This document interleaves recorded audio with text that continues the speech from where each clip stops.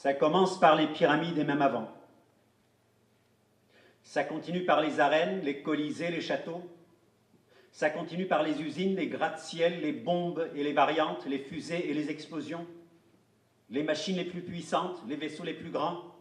Ça continue sur les terres, les mers, dans les airs, au plus vite, au plus loin, parce que l'homme se cherche toujours ailleurs, loin de lui, très peu en lui-même. La poésie, la création, offre la possibilité d'arrêter cette recherche effrénée de son devenir hors de soi, de couper court à cette soif de puissance, puissance qui ne peut être que relative, qui est à la merci de la moindre surpuissance, serait-ce illusoire. Parce qu'à n'importe quel virage, une force plus grande peut surgir devant le puissant et le mettre en doute, en déroute. Faites de votre vie un chef-d'œuvre, conseillait un penseur. Être conscient que la vie trouve sa mesure en elle-même, qu'elle peut se transformer en chef-d'œuvre et qu'elle n'a besoin ni des pierres d'Éthiopie, ni des milliers d'esclaves et de cadavres afin de s'ériger tombeaux et monuments pour s'imaginer grandeur et éternité. Qu'on peut s'édifier à partir de ses propres ressources et que cette faculté est à la portée de tous. La poésie, la création sont la revendication du potentiel d'édification de chacun. Non pas dominer l'autre, l'écraser de sa force et de sa grandeur, mais ne pas le laisser prendre le pouvoir sur soi. La poésie, la création, c'est instaurer avec l'autre un rapport d'égalité, d'échange et de découverte pour sortir de la logique du pouvoir fondée sur l'invasion et la soumission. Le pouvoir n'accepte pas l'égalité. Allez dire à ceux qui se considèrent comme les maîtres que vous êtes leur égal. Ils ne vous riront même pas au nez, ils ne vous verront même pas, ils n'ont aucune envie qu'on ternisse leur éclat, ils ont horreur qu'on les égale, c'est une autre logique. Le pouvoir a besoin d'exister par ses temples et bâtisses, il a besoin d'esclaves et d'adorateurs, il veut être servi et adulé. Le sommet de la pyramide ne tolère qu'une seule pierre, et le pouvoir et ses détenteurs veulent être cette pierre-là, la pierre, l'unique, le sommet, et ne saurait accepter que chacun se voie capable de devenir sommet, ou encore que les pierres s'éparpillent et qu'il n'y a plus de pyramide, que chaque pierre se déclare pyramide, se déclare monde.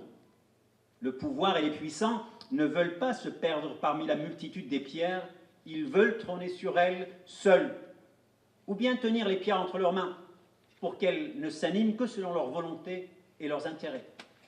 La poésie, la création, c'est insuffler cette énergie aux pierres que nous sommes.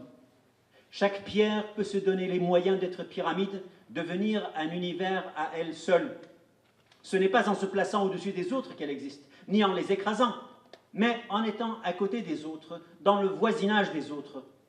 Dans la tradition, il est dit d'Abraham qu'il était une nation à lui seul. N'est-il pas dit aussi dans les livres sacrés que l'humain a été créé à l'image de Dieu? La poésie consiste à revendiquer cette ressemblance pour chacun des êtres, à retrouver cette égalité première devant l'image et ne plus la perdre en route. Et le poète, l'artiste, n'est pas là pour dire « Regardez-moi, admirez-moi, c'est moi le voleur de feu ». Il se confondrait alors avec des gourous de la pire espèce, mais à l'inverse, il œuvre à une prise de conscience, à ce que chacun élargisse ses possibilités et puisse voler de son propre feu. Les anciens, parlant de l'alchimie, considéraient comme vulgaire l'opération qui consisterait à transformer la terre en or.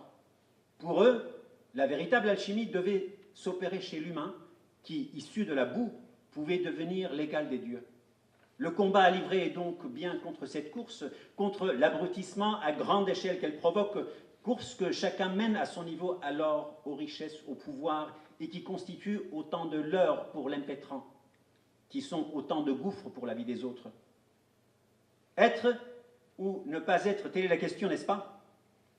Alors, soyez de telle manière qu'on ne puisse pas couvrir et cacher votre existence d'un simple rideau de fumée, de 3 jolies images, de 3 sous mal assortis. Soyez de telle manière qu'on qu'on ne puisse pas vous nier le droit à l'existence. Soyez de telle manière que votre destruction ne soit pas possible par les puissants et les pouvoirs, que ne soit plus possible le mépris des uns pour les autres, que nul ne puisse être effacé par plus fort que lui, que le Sud ne soit pas maltraité par le Nord, l'Orient par l'Occident et vice-versa, que le noir ne soit pas méprisé par le blanc, que la femme ne soit pas humiliée par l'homme, que le modeste employé ne puisse être écrasé par le riche surdominant, que notre étroit cerveau ne puisse être broyé par de grosses machines à décerveler.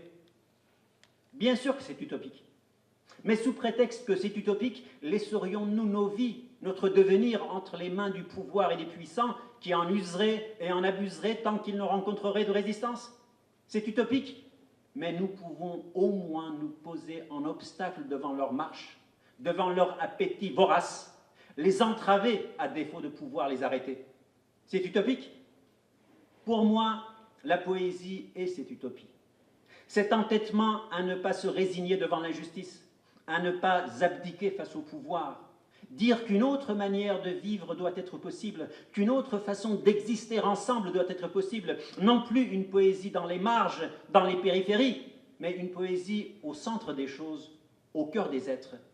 Revendiquer et assumer la centralité de la poésie, de la création dans la vie des êtres, afin qu'à leur tour, les êtres puissent apprécier l'étendue des possibilités qu'offrent la poésie et la création pour une refondation complète de leur vie, en servant d'exemple les uns aux autres, en vivant dans notre propre chair ce qu'on dit à l'autre.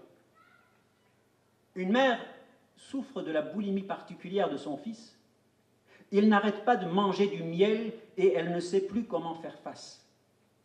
Ces maigres richesses sont toutes englouties par cet appétit de luxe, remontrance, conseil étant resté sans effet et ne sachant plus comment s'y prendre, elle le présente aux sages de la contrée pour chercher secours. Après avoir écouté les doléances de la mère, le sage lui dit de retourner chez elle et de revenir dans 40 jours. Quand ils reviennent après ce délai, le sage place le fils face à lui et lui demande simplement de ne plus manger de miel. La mère, dubitative quant à l'efficacité de ses paroles, repart avec son fils sans rien dire. Les jours passent, et à son grand étonnement, son fils n'a plus trace de cet appétit qui a failli provoquer leur ruine. Elle veut retourner chez le sage pour apprendre le secret de cette parole dont elle n'avait pas pris la mesure et qui a transformé son fils. Quand j'ai exigé le délai de 40 jours, lui répond le sage, c'était pour mettre à l'épreuve de la privation ma propre envie de miel que j'avais du mal à réfréner.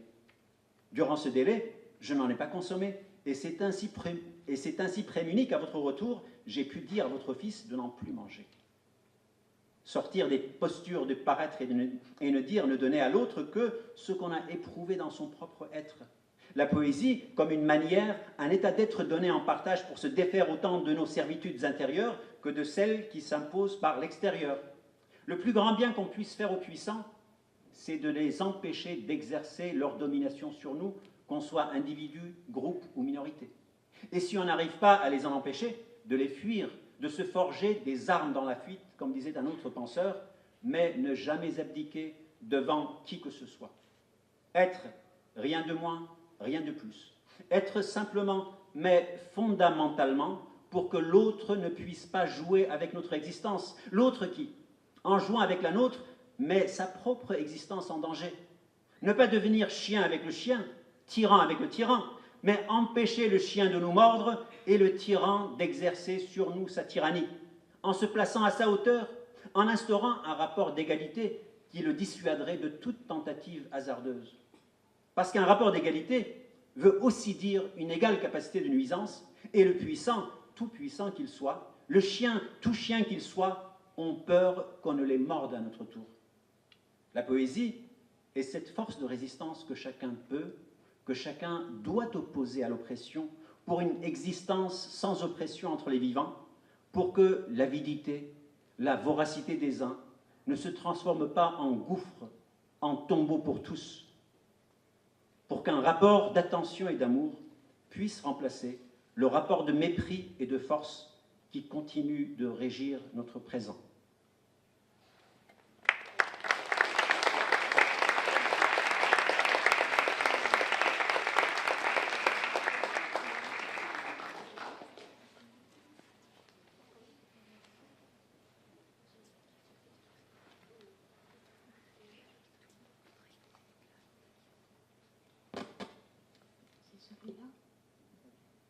m'entendez?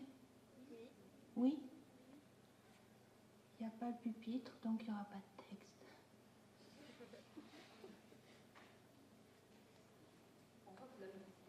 C'est pas grave, c'était un pupitre de sécurité, donc je prends un risque. Les mots, l'importance. Comment toi tu dis, si tu savais, je retiens tout, sans le vouloir, sans effort, sans mémoire, je retiens. À la folie, c'est plus simple. À la folie, pas du tout. Les mots, pas du tout. Les mots ne tombent pas tout seuls. Les mots ne tombent pas des mots. Toi, d'abord, tu tombes. Si tu savais ce que tu fais quand tu parles, comment j'écoute ce que tu dis, jusqu'où, dans la chaise aussi, dans le vent qui manque, dans le sable mouillé, c'est dit, dans la transparence du rideau, c'est fait. J'écoute. J'écoute. C'est quoi ta voix? C'est doux. J'écoute. Comment tu dis le mouvement, la vitesse, l'odeur, la douleur, la blessure, la couleur, Dieu. Comment tu dis? La salive que tu remets, le goût. J'écoute. À la folie, c'est plus vrai. C'est dit et c'est fait à l'identique. Et quand tu t'en vas, ça continue. Les mots, ça continue. C'est fait et c'est dit encore en ton absence.